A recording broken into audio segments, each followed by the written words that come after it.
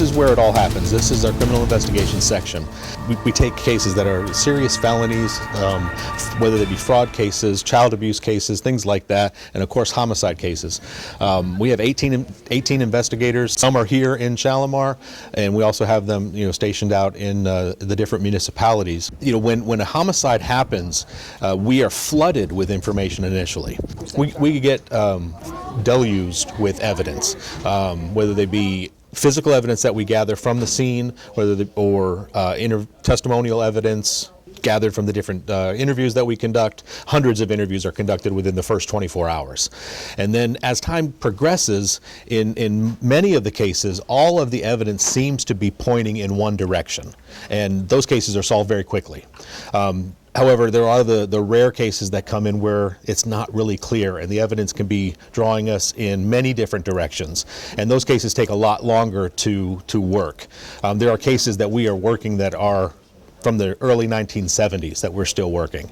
And we call those cases cold cases. Once, after approximately a year, when there is no new evidence that's coming in, we classify those cases as cold. That does not mean that we're not working them any longer. It's just a classification that we use. Somebody out there has information that will solve these crimes. It's just usually that simple. It's just whether or not they're willing to come forward and share it. That's correct. Absolutely. So what would you say to those people that are reluctant?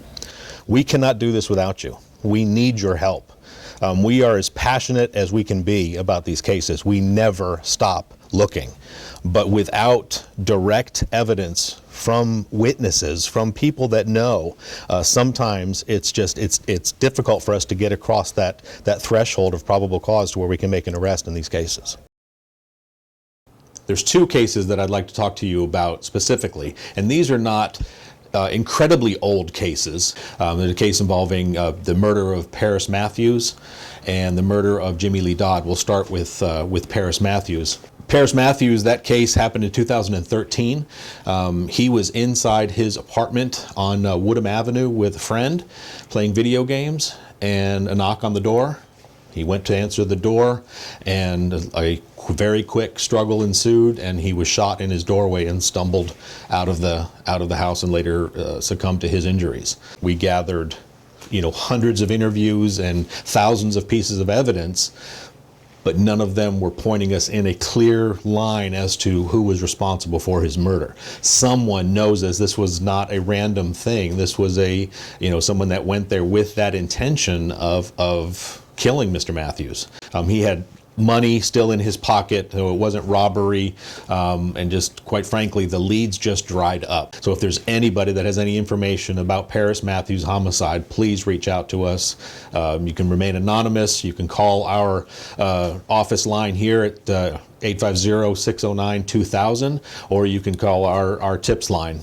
And the second one I want to talk about is the murder of Jimmy Lee Dodd.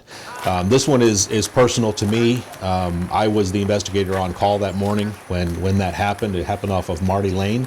Mr. Dodd was in his home asleep with his girlfriend, and something awoke him to bring him out of the house. We believe possibly a telephone call or something like that. Something caused him to come out in the early hours, well before he would normally be waking up, and he was shot dead in his driveway. Again, this definitely was a targeted individual for some reason. We don't know why necessarily, but it wasn't a disturbance. It wasn't a fight. It wasn't anything like that. It was like people actually went to his home with the express purpose of killing him. And again, thousands of pieces of evidence, thousands of interview hours, and still nothing that really is pointing us in a clear direction as to who was responsible for Mr. Dodd's death. The thing that if I could explain this to people, there is nothing that cops like better than catching bad guys doing what they do. There's nothing that feels like that. When you have a victim's family thanking you for bringing them justice.